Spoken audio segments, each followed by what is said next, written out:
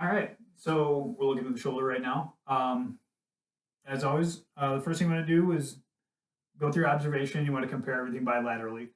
We're checking for any bruising, any swelling, any ecchymosis, any sort of physical bony abnormalities.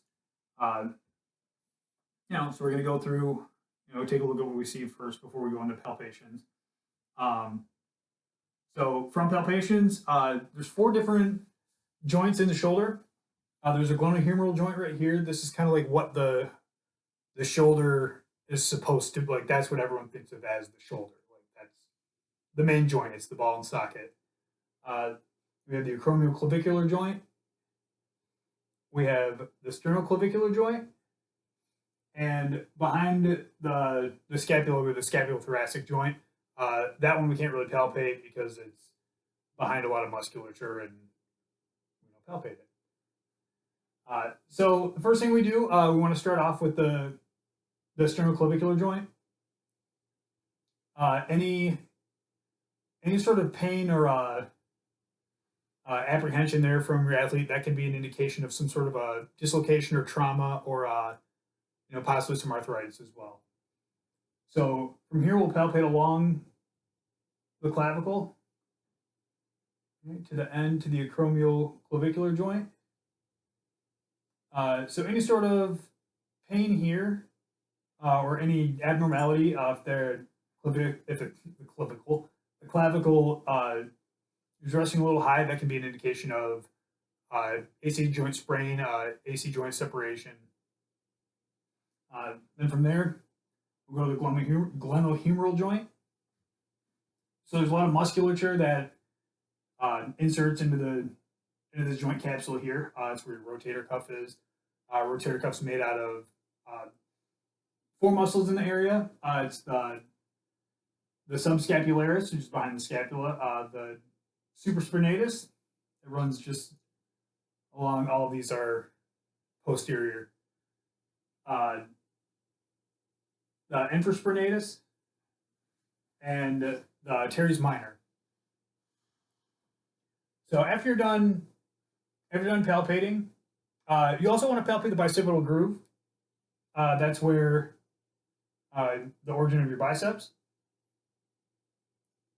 This right here, if there's any pain or pain through there, that can be an indication of some sort of a muscle strain or a tear as well. So from there, we want to move on to range of motion. As always, we're starting off with active range of motion. See every athlete start with shoulder flexion. You have you bring your arms up. All right, and shoulder extension in the back. And rest. And shoulder abduction.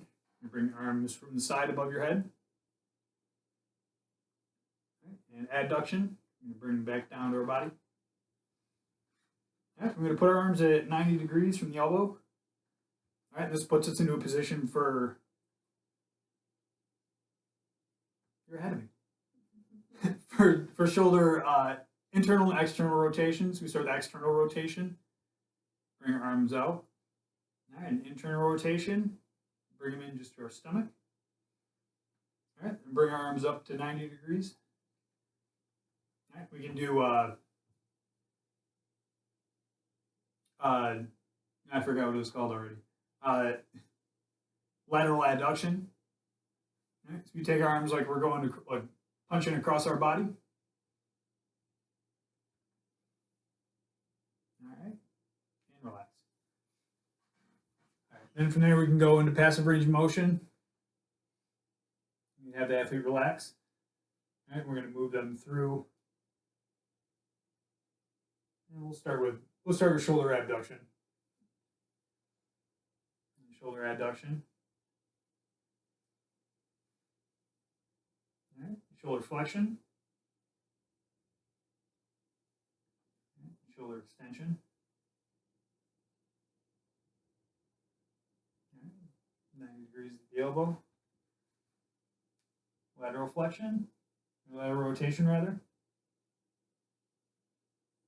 External rotation, internal rotation. All right, and bring that up to 90 degrees.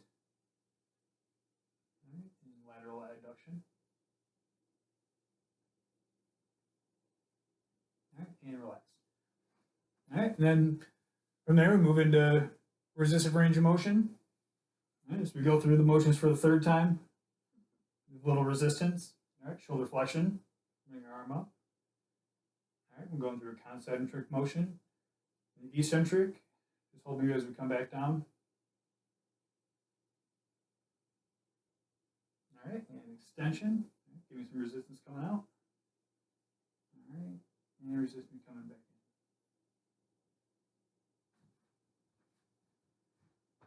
Okay, and then a shoulder abduction. Arm up. Okay. And down, give me some resistance. Okay. And a shoulder adduction. That's a lot of resistance. You're fine. You're totally fine. We move into the rotations. External rotation. Resistance out. All right, coming back in. All right, internal rotation. All right, resistance coming back out. All right. We're going to have resistant range of motion for lateral adduction. I always forget what this is called. All right. So we can also do a drop test, and this will help our knowledge for any sort of rotator cuff weakness or possible rotator cuff tear. So we'll have the athlete bring their arm up, full abduction, bring it to 90 degrees, have the athlete hold it. And if they can't hold this position, that's usually an indication of some sort of rotator cuff weakness or possible tear as well. Okay, you turn around.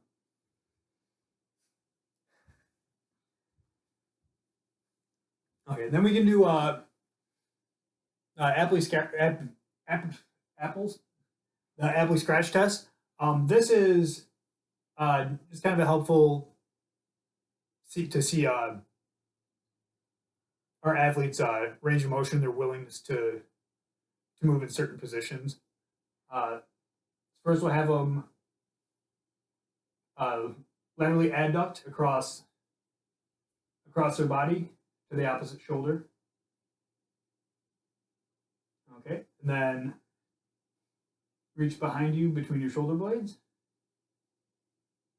All right, and then underneath you with your palm against your back. Palm against your back. Okay, then from here we can do the Gerber liftoff test.